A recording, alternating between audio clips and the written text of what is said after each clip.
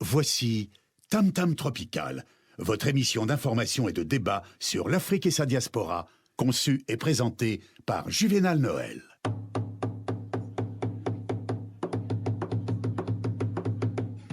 Plusieurs siècles avant la création du télégraphe, au cœur de la forêt équatoriale d'Afrique, les populations communiquaient déjà à distance, grâce au tam-tam. En un temps record, des messages étaient relayés dans plusieurs contrées. Tam Tam Tropical, l'Afrique chez vous, chaque mardi de 19h à 20h sur Radio Pluriel.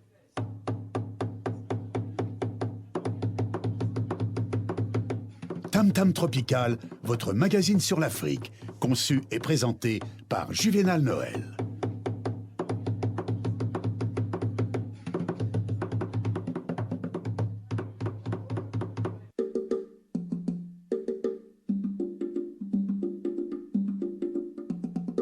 Controverse après la fermeture d'une chaîne de radio-télévision au Togo. Cette décision suscite la controverse en dépit des condamnations des organisations, la société civile et politique qui dénoncent un rétrécissement de l'espace de liberté d'expression dans ce pays.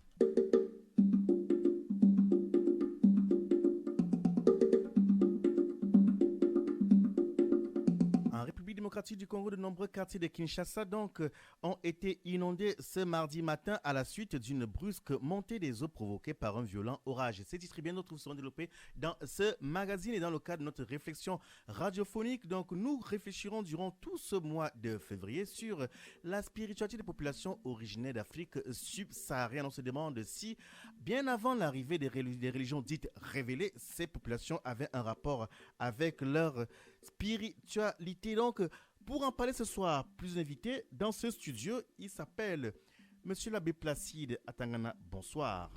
Bonsoir. Mais ça va, c'est notre invitation. Dites-nous, de manière toute simple, pensez-vous que l'homme africain, avant l'arrivée des religions d'être révélées, avait un contact avec appelé son Dieu? Oui. Bon, j'aimerais d'abord faire une correction en disant... Allez-y. Une religion dite révélée. Moi, je suis prêtre catholique romain. Je ne dirais pas que ma religion est dite révélée. Je dirais que ma religion est révélée. C'est votre point de vue. Voilà. Elle n'est pas dite révélée. Oui, quand il faut parler de la spiritualité des peuples africains, avant l'ère de l'évangélisation ou de l'islamisation, il faut prendre en compte trois aspects. Il y a d'abord la croyance, le rite et la morale.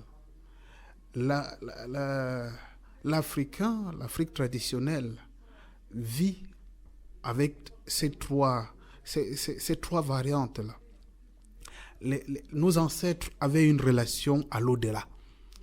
Et cet au-delà, ils savaient qu'au-delà des choses concrètes et visibles, il y avait une force transcendantale. Et cette force transcendantale avait des noms selon les cultures et les traditions. Parlant de la culture Béti, dont je suis originaire et que je connais mieux, je dirais que le nom Zamba fait l'alliage de deux mots. Donc, ce que moi je comprends d'entrée de jeu, c'est que ces populations connaissaient Dieu, c'est ça? Elles connaissaient Dieu. Elles avaient une vie spirituelle. Elles avaient une vie spirituelle qui était rythmée par des croyances, et ces croyances reposaient sur des rites, et chaque rite avait une morale. Tam Tam Tropical, c'est tous les mardis soirs de 19h à 20h sur Radio Pluriel.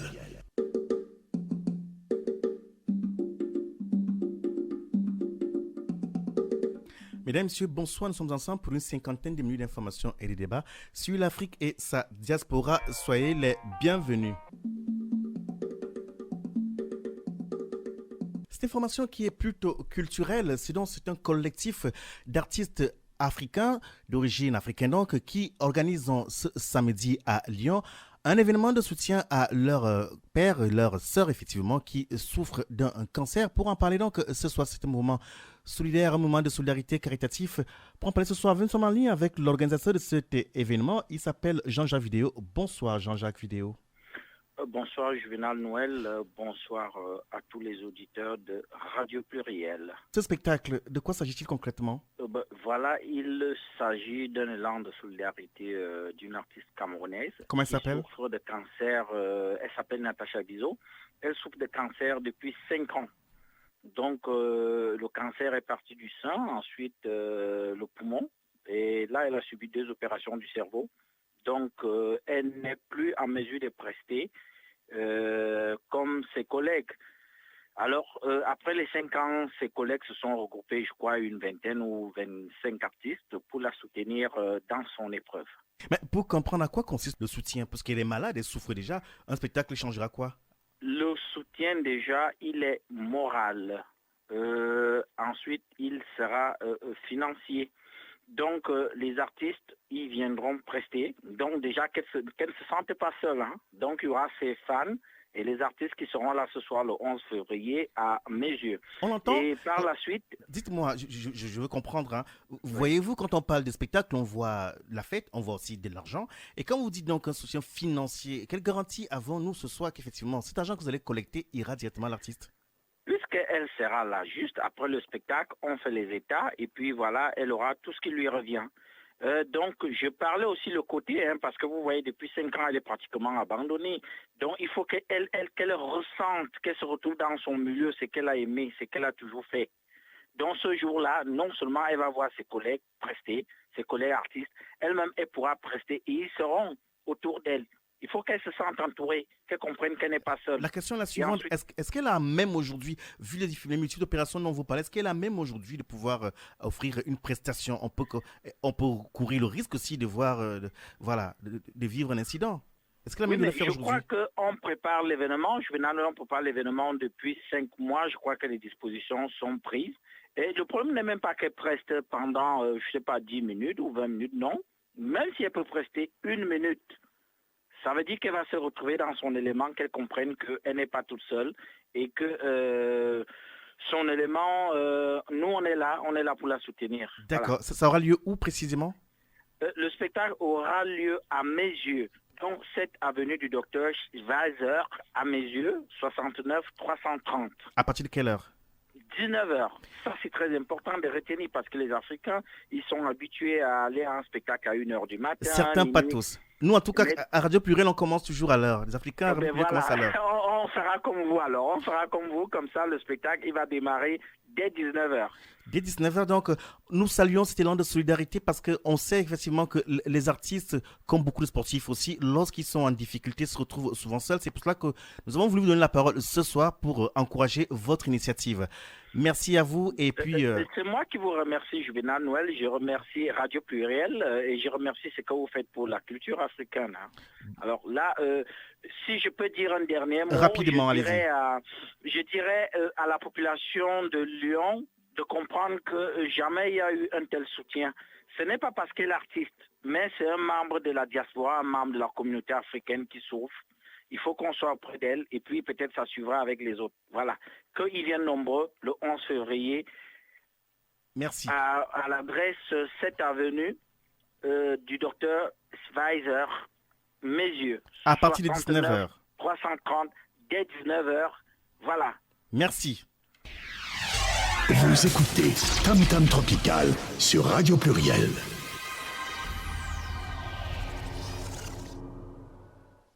Bien, c'est dans un élan de cœur, un élan de solidarité pour venir en aide donc à cette artiste musicienne d'origine africaine.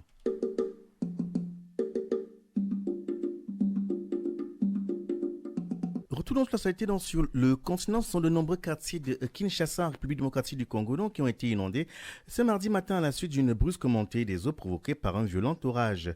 Dans la Gombe, donc quartier nord de la capitale de la République démocratique du Congo, la rivière éponyme est sorti de son lit, occasionnant d'importants dégâts matériels, ce qui a suscité donc beaucoup de craintes de pertes en vies humaines. Dans le quartier de Lingala, à quelques centaines de mètres de l'Assemblée nationale, des centaines de personnes se battent pour évacuer les eaux et qui ont envahi leurs habitations.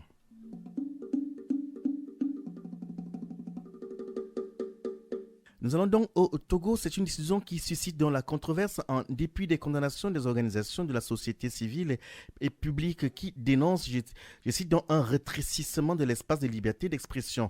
La chaîne de télévision LCF et la radio City FM ont reçu de la part des autorités togolaises une notification de fermeture de fréquences. Les deux médias appartiennent donc au groupe privé Sud Média. La décision de la haute autorité de l'audiovisuel et de la communication suscite la controverse et les condamnations des organisations de la société civile et politique qui dénoncent un rétrécissement de l'espace de liberté et d'expression. Mais un membre de cette institution conteste la décision de son président. Dans un courrier, M. Zeus Aziodovo, président du comité presse écrite à la HAAC, saisit la Cour suprême au sujet de la fermeture de la station des radios City FM et de la télévision LCF. Selon lui, le projet de démantèlement du groupe Sud Média serait une manigance.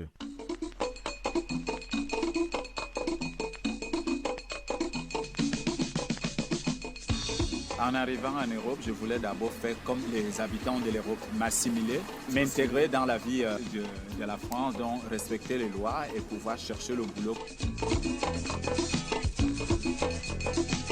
ne vis pas du tout mon rêve en France, parce qu'en fait, je pensais qu'ici, c'était le paradis.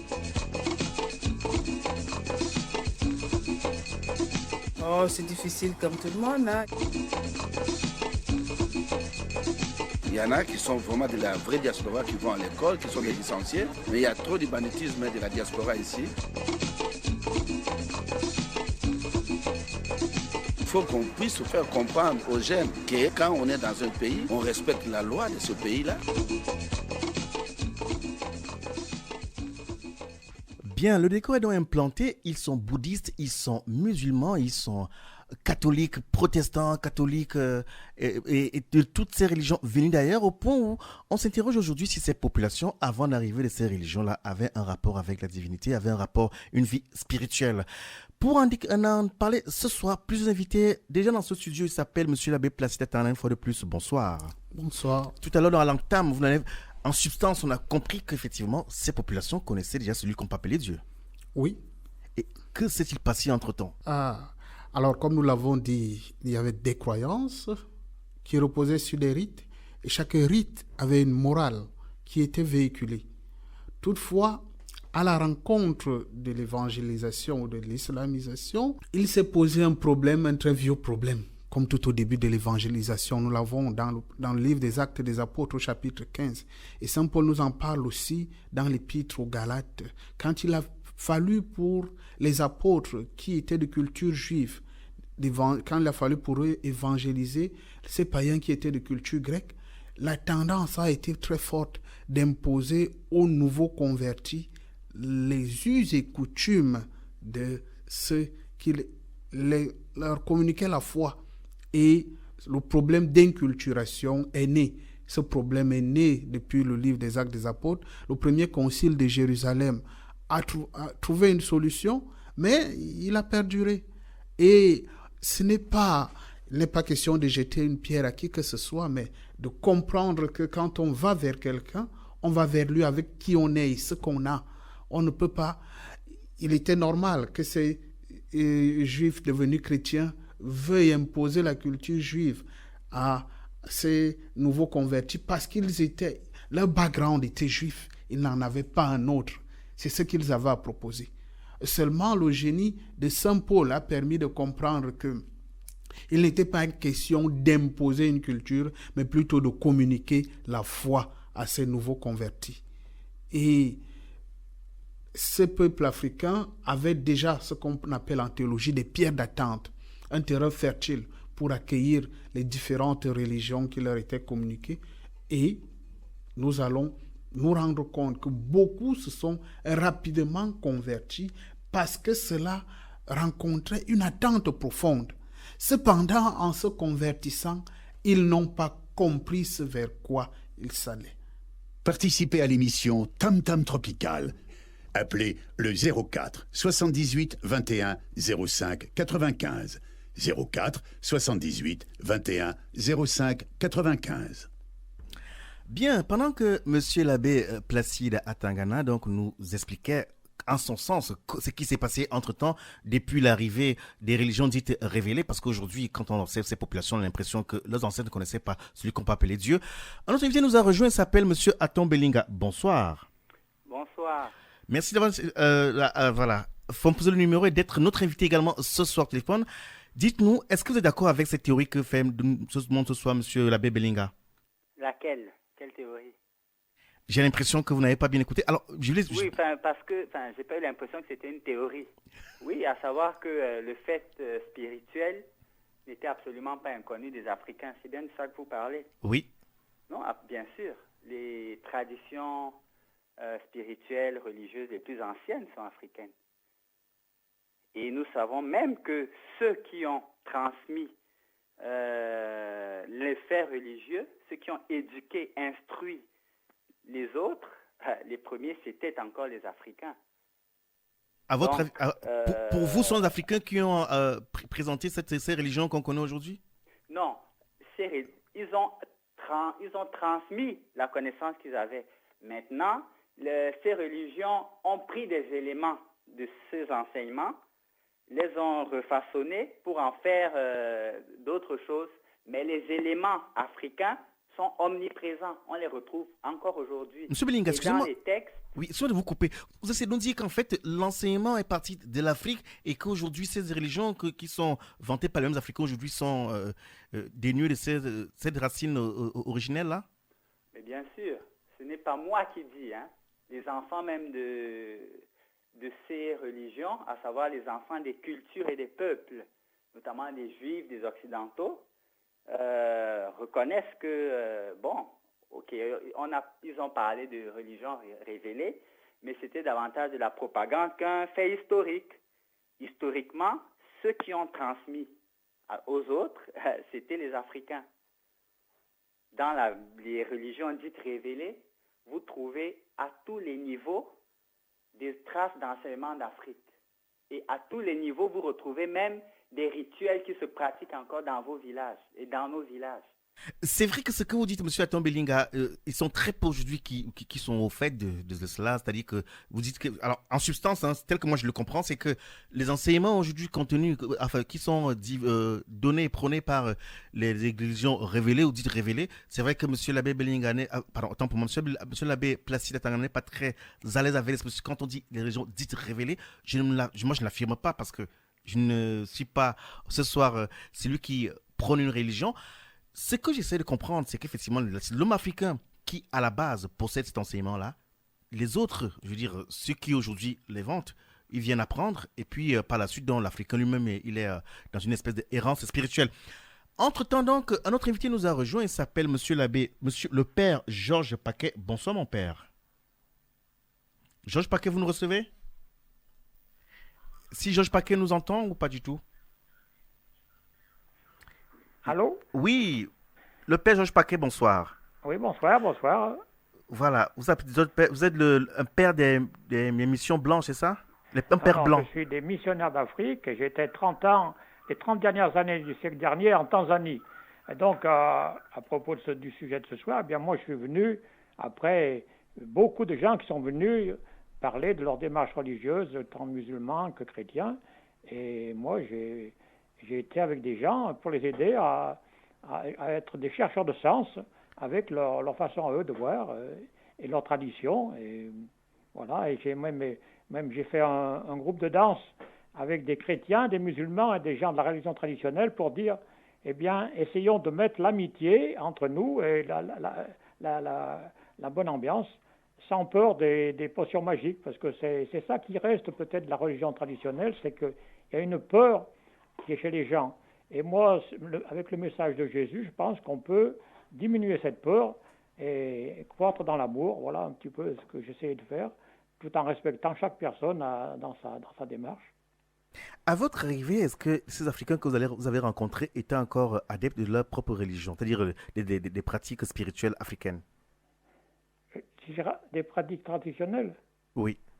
Alors, oui, bien, moi, comme je vous dis, il y avait encore des gens qui vivaient la démarche de la religion traditionnelle avec le contexte aussi qu'ils rencontraient qu'ils avaient des parents qui étaient de démarches musulmanes ou chrétiennes.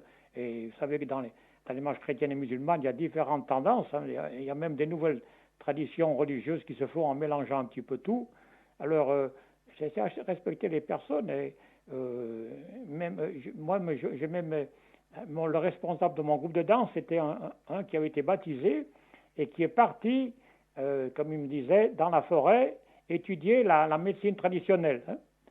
Et j'ai essayé avec lui de dire, comment tu peux essayer d'être chrétien et puis en gardant toute la richesse de la médecine traditionnelle. Et donc on a essayé de travailler ensemble. Alors c'est sûr qu'aujourd'hui il n'y a plus de gens qui sont complètement dans la religion traditionnelle, puisqu'ils sont en contact avec toutes les démarches religieuses. Maintenant avec Internet, tout ça, eh bien, il y a des changements. Et en particulier dans la région de la Tanzanie où j'étais, moi je suis parti vers l'an 2000, depuis 2005-6, vous avez peut-être trouvé dans les journaux, on est en train de couper les albinos en morceaux pour faire des potions magiques. Ça n'existait pas avant. Mais avec tous les problèmes, avec tous les médias qui circulent, eh bien, la religion traditionnelle se transforme et certains en font des choses abominables pour tuer les albinos. Alors, c'est le problème d'aujourd'hui. Merci Georges Paquet. Restez avec nous. Nous allons prendre une question d'un auditeur. Madame ou monsieur, bonsoir. Oui, allô? On vous écoute, allez-y. Oui, bonsoir, monsieur Juvenal Noël. Allez-y. Quelle est votre question, s'il vous plaît? Oui, j'avais quelques interrogations concernant tout ce qui a été dit, en fait, et plus particulièrement la dernière intervention du prêtre qui était en Tanzanie. Je constate que les religions dites occidentales nous ont été amenées dans le cadre justement d'une certaine évangélisation. Donc, c'est-à-dire que des gens qui allaient porter la bonne nouvelle. Quelle bonne nouvelle ils allaient porter, en fait? Parce que pour moi, je pense que tout peuple, tout individu, en fait, a une spiritualité. Et une spiritualité doit être dénuée de toute influence externe, en fait. Donc, et simplement se retrouver sur des lieux, je veux dire, de partage commun pour pouvoir justement vivre ensemble. Donc, déjà, quand on part de l'idée d'évangéliser, pour moi, ça pose problème. Donc, ça veut dire que des individus qui sont sur des territoires autres n'ont-ils pas une spiritualité? Et il y a un intervenant précédent qui disait à un moment que les religions étaient parties de l'Afrique pour l'Occident. Donc, c'est-à-dire que, étant donné que scientifiquement, il est prouvé que l'Afrique est le berceau de l'humanité, donc c'est-à-dire que c'est le berceau justement de la spiritualité. Et donc, moi, je serais plutôt je serais plutôt en phase avec ce monsieur qui dit effectivement qu'on est parti de l'Afrique pour l'Occident. Et malheureusement, l'Occident nous a ramené en fait la religion sous d'autres facettes, avec des logiques autres que celles justement, je veux dire, du partage et de l'échange. Donc, bien. C'est-à-dire que la spiritualité. On va laisser donc monsieur l'abbé Placide Atangana répondre. Oui, merci. Alors, je dirais, l'intervenant de tout à l'heure a dit quelle est la bonne nouvelle qui a été apportée. La bonne nouvelle qui a été apportée, qui est l'essentiel, c'est le Christ. Celui que nos parents ne connaissaient pas, c'est le Christ. Ah, donc ça veut dire que nos parents qui n'ont pas connu Christ, ou nos ancêtres qui n'ont pas connu Christ sont perdus pour l'éternité. Ils ne le sont pas. S'ils ont vécu en toute idonéité, en respectant la loi de ce Dieu en qui ils croyaient, en vivant de manière intègre, ils ne sont pas perdus. D'accord. Donc, et vous prêtre, quand vous dites en fait que quand vous évoquez la question des religions africaines, vous renvoyez toujours à la logique en fait traditionnelle, à la logique de rite. Dans quelle religion n'y a-t-il pas de rite? Dans quelle religion on ne parle pas de tradition? Voilà. Et le rite n'est pas à être vu au sens avec une connotation péjorative. Quand nous parlons de rite, ça veut dire aujourd'hui, écoutez s'il vous plaît, aujourd'hui même quand dans l'église catholique on parle de rite, la célébration eucharistique a un rite, et il s'appelle, c'est une manière de célébrer quelque chose. C'est ça le rite en fait. Mais seulement il y a un problème et il y a un distinguo qu'il faut établir. Il y a du bon et il y a de très belles morales dans nos rites et dans nos cultures traditionnelles. C'est pourquoi, au lendemain du Concile Vatican II, l'Église a parlé de l'inculturation, c'est-à-dire prendre en compte ce qu'il y a de bon dans les cultures qu'on a évangélisées pour que le nouveau converti ne soit pas perdu. Mais aussi à côté de cela, Ce qu'on a simplement renfermé dans la religion traditionnelle, c'est le côté négatif, le côté paranormal qui existe aussi dans nos cultures. C'est-à-dire, soyez plus précis parce que la logique même de la croyance, c'est l'irrationnel. Donc, c'est avoir foi en quelque chose pour lequel on ne peut pas justement avoir démontrer un ensemble d'éléments. Donc, c'est-à-dire que par nature, toute religion en fait est paranormale. Donc, c'est-à-dire que ne s'appuie sur aucun élément, rationnel. Toute religion, le paranormal n'est pas à voir dans le sens, dans une distinction ou alors dans une lutte entre rationnel et irrationnel. La religion, d'abord, c'est une question d'expérience personnelle.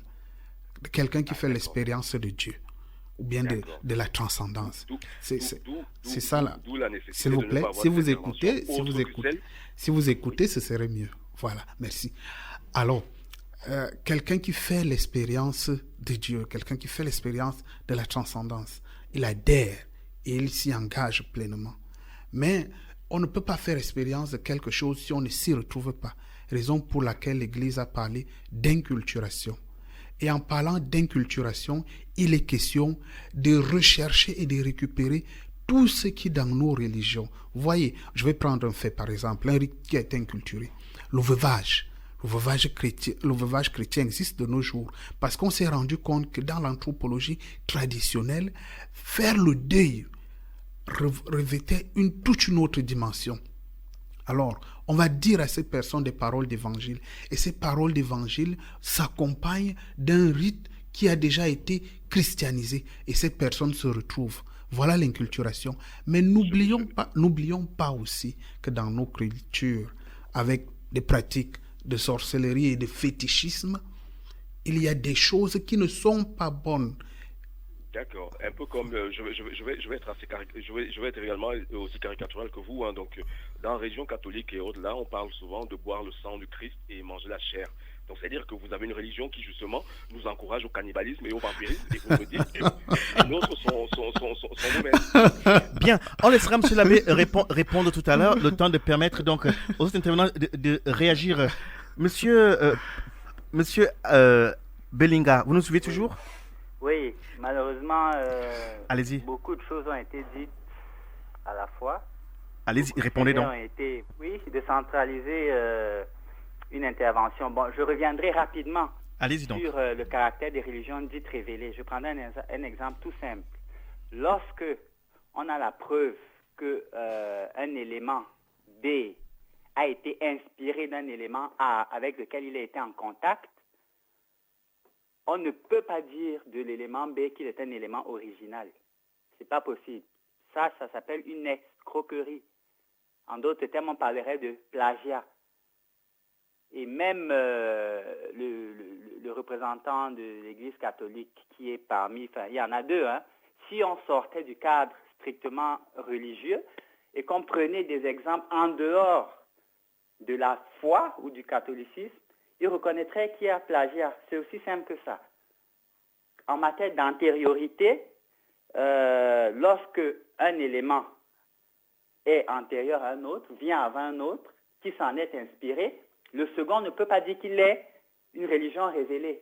Ça s'appelle, c'est de l'escroquerie et c'est un mensonge, bien, tout simplement. Attends, monsieur Belinga, Oui. j'entends, en fait, en substance, vous accusez ce soir ces religions de plagiat, c'est ça? Oui, ils ont fait du plagiat. En fait, ils ont réalisé, voilà ce qui s'est passé, une synthèse de différentes traditions qui ont existé avant eux, tout simplement. Parce qu'ils sont plus jeunes, ils ont trouvé des traditions bien établies avant qu'ils les ont éduquées et instruites. Les originaux de certains passages bibliques, vous les retrouvez en Afrique, en Égypte. Monsieur et parfois, vous les retrouvez en Mésopotamie. Monsieur, et quand on parle d'Afrique et de Mésopotamie, il ne s'agit pas de deux aires culturelles différentes. Bien, c'est toujours des Africains qui étaient dans ces régions-là. Donc les originaux existent. Vous prenez tel passage du Nouveau Testament, vous avez parlé du Christ, vous retrouvez les originaux qui sont plus vieux de 2000 ans au moins. Attends, Belinga, j'entends ce que vous dites, mais est-ce que vous pouvez nous apporter des références de ce que vous dites ce soir? Parce que là, par exemple, quand on attend... Je prends l'exemple prenez la mort et la résurrection. Vous prenez la mort et la résurrection de celui qu'on appelle le Christ, mais vous retrouvez exactement la mort et la résurrection avec les détails en Égypte ancienne. Vous trouvez Osiris qui est encadré en tant que momie qui ressuscite par Isis Nephthys ou alors Hachet et Nabet-Het. Vous retrouvez Jésus avec Marie-Madeleine. Mais les exemples sont nombreux. Je suis le grain de blé qui doit mourir pour revivre. Ceux qui sont là, qui sont représentants de l'Église catholique, ont l'impression que je parle de la Bible. Mais non, je suis 2000 ans au moins en avant. Et je parle de l'Égypte ancienne, de l'Afrique antique. Buvez mon sang, buvez ma chair. Dans les poteries de Nubie, on a retrouvé ces textes des millénaires avant le christianisme. Et on sait très bien que les Grecs ont appris des Africains et les Romains par la suite ont appris des Grecs. On sait que les Juifs, ceux qui sont Juifs, ont appris des Africains. Et des auteurs juifs, des érudits juifs, le reconnaissent aujourd'hui. Ils disent même qu'une grande partie de l'Ancien Testament, ce sont des mythes. C'est simplement une résurgence de l'histoire de l'Égypte ancienne. Bien. Donc, ce n'est pas moi qui invente, c'est pas moi qui dis. C'est pas vous qui le dites. C'est des choses qui sont vérifiables. Ça, c'était une chose. Allez-y, poursuivez. Voilà. Bon, maintenant, pour les religions traditionnelles, il y a un fait qui est tout simple. Vous ne pouvez pas, personne n'a le droit d'imposer à quelqu'un d'autre sa façon de voir. Les Africains ont vécu pendant des millénaires sans jamais se faire des guerres de religion. Personne n'a le droit d'imposer, n'a jamais imposé son culte à autrui parce que c'est un non-sens. Le paradigme des Africains, leur conception du monde, ne permet même pas une telle aberration puisque chacun d'entre nous est une expression particulière du tout. Vous comprenez? On vous suit très bien, mais les cultures africaines... Attends, Belinga, s'il vous plaît, là, permettez que je vous coupe. Ce soir, on aimerait comprendre comment... Oui. Bon, je voulais terminer d'abord. Rapidement. La différence entre les religions dites révélées, qui sont les enfants de l'Afrique, et les traditions africaines, c'est que les traditions africaines ont pour objectif la connaissance. Il ne s'agit pas de dogme, il ne s'agit pas de croire, de prier à des choses qui existeraient. La vie est là, elle est connaissable. Il y a des moyens de se connecter à la vie puisque nous sommes nous-mêmes la vie. Il y a donc des procédés pour le faire. Donc le principe est complètement différent. Il s'agit de connaître, se reconnaître et connaître la vie dont nous faisons partie. Il ne s'agit donc pas d'arbitraire ou de dogme. On n'impose rien. Il ne s'agit pas d'imposer des vérités qui sont vérifiables. Attends, Belinga, on vous reprend dans quelques instants. Participez à l'émission Tam Tam Tropical. Appelez le 04 78 21 05 95. 04 78 21 05 95. Pendant que Atom Belinga donc était en train de nous expliquer son regard, lui qui défend les religions traditionnelles, la spiritualité ancestrale africaine, un autre ministère nous a rejoint. Madame ou monsieur, bonsoir. Allô? Bonsoir. Oui. Quelle est votre question, s'il vous plaît?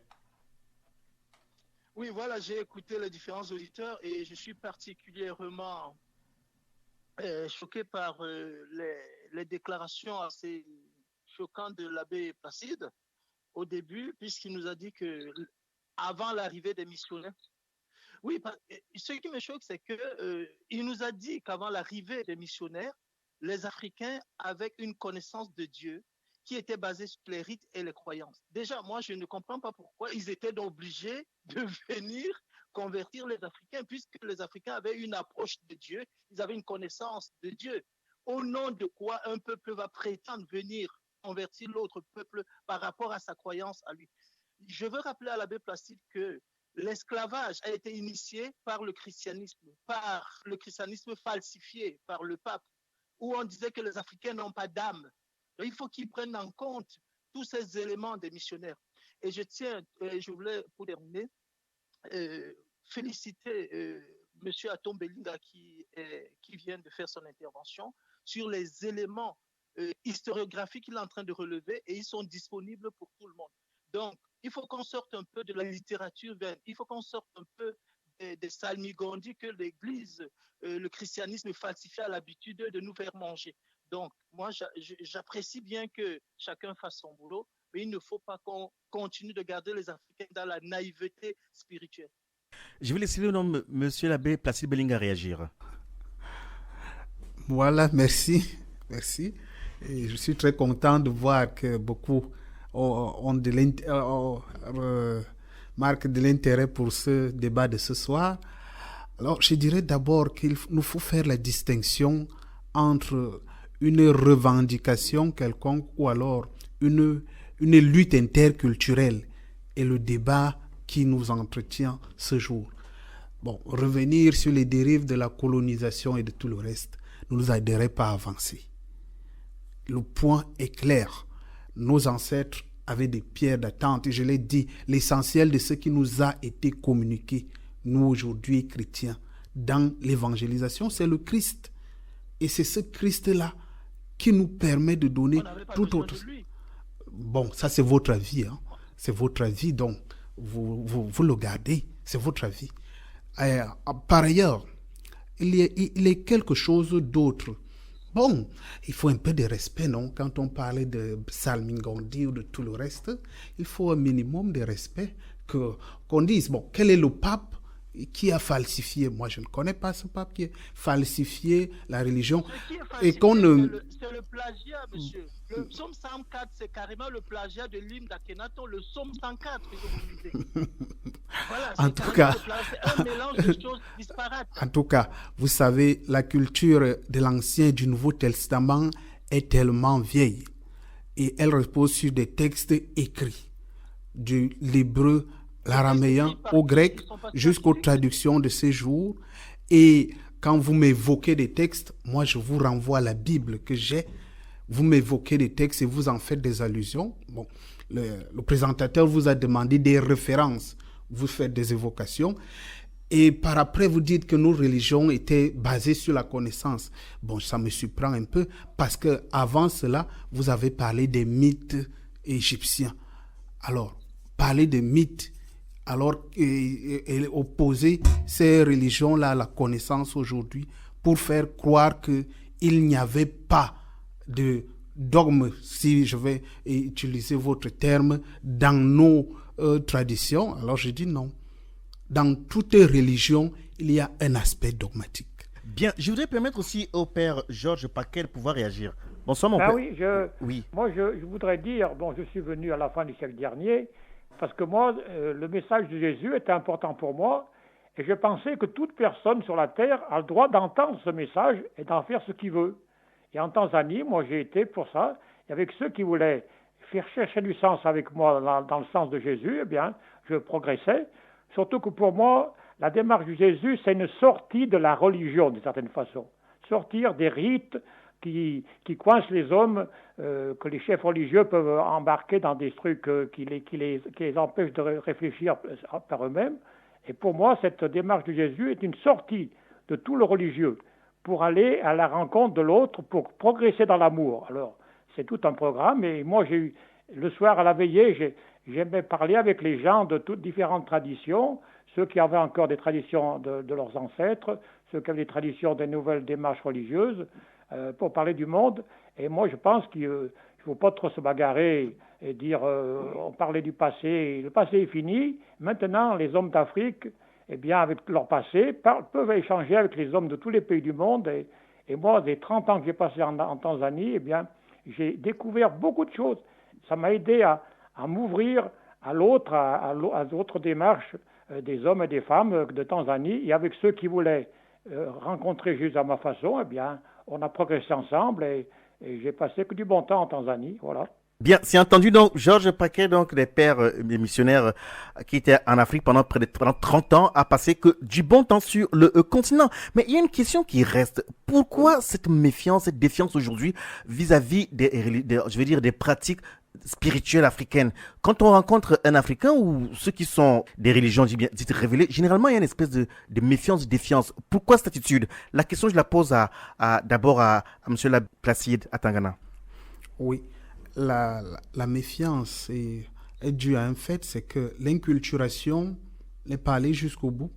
D'abord, l'Africain, en embrassant la religion telle qu'elle lui avait été présentée, n'a pas compris ce vers quoi il allait. Par exemple, je prendrai un exemple, Eleuthère Kimbu qui parle des Bétis du Cameroun, comment sont-ils devenus chrétiens? Ils avaient un rite, le rite Sceau, qui était le chemin vers l'éternité. C'est-à-dire? C'était un rite d'initiation qui permettait à un jeune garçon de quitter de l'âge de l'enfance à l'âge de la personne mature. Et ce rite était essentiel pour ceux qui ne passaient pas le rite mouraient durant le rite. Et tout de suite, à l'avènement de la religion chrétienne, quand on leur a dit aux Ewondo que le baptême et tous les rites chrétiens pouvaient les conduire à l'éternité, ils ont tout de suite abandonné le rite Sceau. Bon, c'est vrai aussi encouragé par l'autorité coloniale qui a tout fait pour supprimer ce rite-là. Mais simplement, ce qu'on n'a pas compris, c'est que la morale que véhiculait le rite Sceau demeurait quelque chose de nécessaire. Et il était important d'inculturer ces rites en mettant ces étapes, en intégrant ces étapes dans les différents sacrements chrétiens. Ça aurait été mieux. Alors, j'insiste parce qu'aujourd'hui, lorsqu'on rencontre ces populations, il y a cette réelle méfiance. Je me tourne vers monsieur Atom Belinga. Vous êtes toujours avec nous? Oui, je suis là. Voilà, vous qui semblez donc prôner, encourager, soutenir ces pratiques spirituelles ancestrales africaines, pourquoi la méfiance? Pourquoi la défiance vis-à-vis de ces pratiques-là, à votre avis? Parce que le projet était un projet de destruction de l'Africain, tout simplement. Ceux qui sont venus avec ces religions, déjà n'étaient qu'un pendant des tentacules impérialistes. Il faut comprendre que l'Afrique a été attaquée sur 3 fronts. Il y a eu le front politique, militaire, avec les armes. Il y a eu le front économique, avec l'installation des comptoirs pour contrôler toute l'activité économique des Africains. Et puis, il y a eu le front religieux, pour détruire les façons de penser propres. Mais attends Belinga, s'il vous plaît. Là, par exemple, M. l'abbé Placide Atangana nous montre qu'il y avait, dans le cas, il a pris un cas d'un rite d'initiation des jeunes Africains où les jeunes mouraient et que les jeunes mouraient. Donc, avec le baptême, on ne meurt plus. Non, il n'a pas compris ce rite. Parce que, il a investi son énergie dans la lecture. C'est dur ce que vous dites là. Mais il n'a pas compris ce rite. C'est très dur même et c'est limité parce que... C'est une contre-vérité. Le sceau n'avait rien à voir avec... Vous en savez quelque chose, vous? Mais bien sûr. Bien. On en reparlera une autre fois. Donc, à votre avis, parce que ce soit la question que je vous pose... Oui, mais je vous ai expliqué qu'ils sont venus avec détruire. le projet de détruire, pas de partager quoi que ce soit. Ils sont venus avec le projet de détruire et de mettre les Africains en servitude. Donc c'est ce qui explique... Ils sont donc attaqués au culte, aux cultures, même aux langues. Vous saviez que s'il était interdit pour ceux des Africains qu'on scolarisait de parler leur langue. Tom Belinga, s'il vous plaît, moi j'aimerais comprendre, j'insiste tout parce que je suis peut-être là à comprendre ce soir. Oui. Parce que là, quand on rencontre un Africain... Mais c'est un Africain détruit, ce n'est plus un Africain, il ne suffit pas de porter un nom. Bon, déjà, en général, quand un Africain se présente, ce n'est pas son nom qu'il donne. Il donne quel nom? Davantage au prénom, c'est-à-dire au nom occidental. Je suis Thierry, je suis Christophe, et même à la maison. Votre prénom c'est quoi, s'il vous plaît? De procédé normal. Alors, votre prénom ce soir c'est quoi? Oui. Votre prénom c'est lequel, par exemple? Je suis en train de vous expliquer quelque chose qui aurait dû vous interdire de me poser cette question. Allez-y. Moi, je suis Belinga. Oui. Belinga. Et pour être africain, oui, pour entrer dans une logique complexe, allez-y, expliquez-nous. Dans laquelle un Européen ne comprendra pas, ne se retrouvera pas, je suis à la fois mon propre père et mon propre fils. En tant qu'Africain, vous pouvez le comprendre. Si je suis Belinga, je suis Belinga, fils de Belinga. Bien, parce que ceux qui nous écoutent, ceux qui nous écoutent ce soir ne sont pas que des Africains. Mais nous n'avons pas à nous soucier de ceux qui nous écoutent. Nous leur disons qui nous sommes. Attends Belinga, je vous explique un tout petit peu. Écoutez-moi. Attends Belinga, s'il vous plaît, permettez que je puisse vous éclairer. Dans le cadre du magazine Satin Tropical, ceux qui nous écoutent, il y en a sont très nombreux qui sont nés en France, qui vivent en France depuis plusieurs décennies. Ils ne connaissent pas vraiment ces réalités, d'où le besoin d'être plus clair. Allez-y. La nature d'un Africain, qu'il le veuille ou pas, c'est d'éduquer les autres. Même en étant esclave, la moindre chose que vous faites, vous êtes en train de les éduquer. Bien. Les esclaves aux États-Unis ont éduqué leurs bourreaux. Merci. Involontairement, c'est qu'il y a une différence de compréhension, il y a une différence d'élévation spirituelle entre nous. Et je vous donne un exemple tout simple. La différence, elle est où? Mais c'est au niveau de l'élévation spirituelle, on atteint des niveaux de compréhension que les autres ne connaissent pas, ne soupçonnent même pas encore. Ce n'est même pas de l'ordre de la terminale et de la fille. Attends, Belinga, ce soir... Je vous donne un exemple tout simple. S'il vous plaît. Attends, Belinga, s'il vous plaît, permettez qu'il Oui. finisse un tout petit peu. Vous savez, j'ai l'impression que vous avez un langage assez hermétique. Je ne suis pas hermétique, je vous donne un exemple simple. Allez-y. Bon, vous avez un représentant ou deux représentants d'une religion dite révélée, et puisqu'il y a un Africain dedans, d'une religion importée, parce qu'elle n'est pas propre à son peuple. Dans le livre sacré de cette religion, la Bible, il y a des textes qui s'appellent les paraboles, qui sont prêtés à Jésus. Et dans l'entendement du christianisme et des chrétiens, ces paraboles sont des sommets de sagesse qu'un être exceptionnel est venu leur enseigner. Mais quand vous regardez ces paraboles avec le logiciel mental de l'Africain, non pas le logiciel qui a été importé ou imposé, mais vous avez envie d'éclater de rire. Parce que lorsque vous pensez aux contes qui sont racontés aux petits-enfants de chez nous, mais c'est exactement ce que les autres appellent des paraboles. Et ils pensent qu'en disant que c'est des paraboles que le Seigneur a enseignées, mais ils ont l'impression que c'est des sommets de sagesse, alors que c'est des choses que les petits-enfants de 3 ans, c'est des choses que les enfants comprennent très vite. Merci à Tom Belinga. Merci. Comme le temps qui nous est imparti arrive à son terme, on va permettre aux auditeurs, à ceux qui sont avec nous ce soir, de pouvoir dire un mot. Okay. Vous écoutez Tam Tam Tropical sur Radio Pluriel.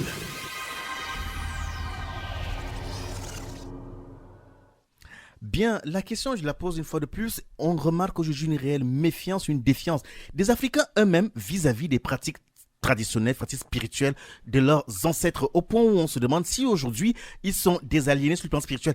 Nous allons approfondir cette autre question, ce pan-là, l'aliénation spirituelle de ces populations la semaine prochaine, parce que durant tous les mardis, on va réfléchir sur la spiritualité de ces populations originaires d'Afrique.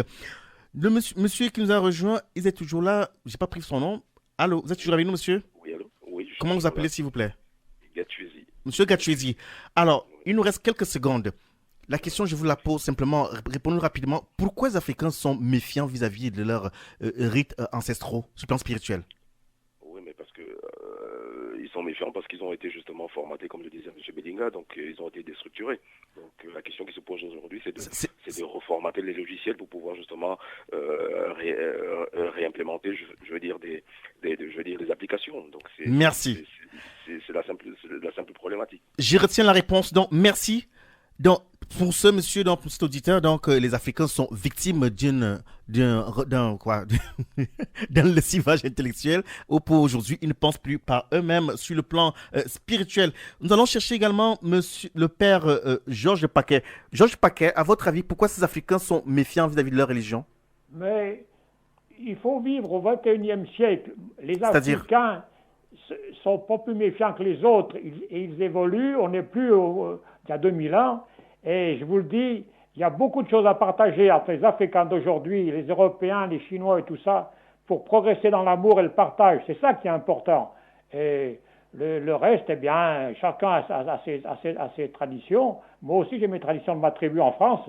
Ici à Lyon, à Saint-Étienne, on est les Ségusiaves. On a nos traditions à nous, on les a au fond de nous, et on les mélange un peu tout pour partager. C'est ça qui compte maintenant. Merci Georges Paquet. Merci le partage. Merci beaucoup pour votre contribution. C'est le partage que vous prenez.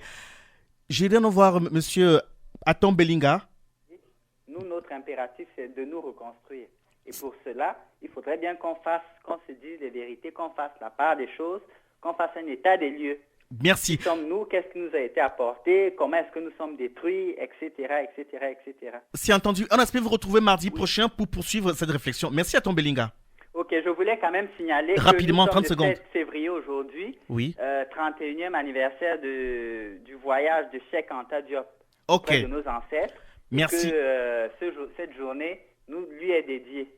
À Tombelinga, on aura compris donc cela tombe donc comme par hasard donc plus de 30 ans après la mort de Cheikh Anta Diop, qui a beaucoup œuvré pour la reconstruction donc, de l'histoire, la vérité historique en Afrique. Merci, monsieur l'abbé Atangana. Et on espère vous retrouver mardi prochain ou un autre mardi pour nous éclairer sur cette question. Amis auditeurs, notre magazine arrive à son terme. On espère avoir apporté un brin de lumière sur cette réalité, sur l'Afrique.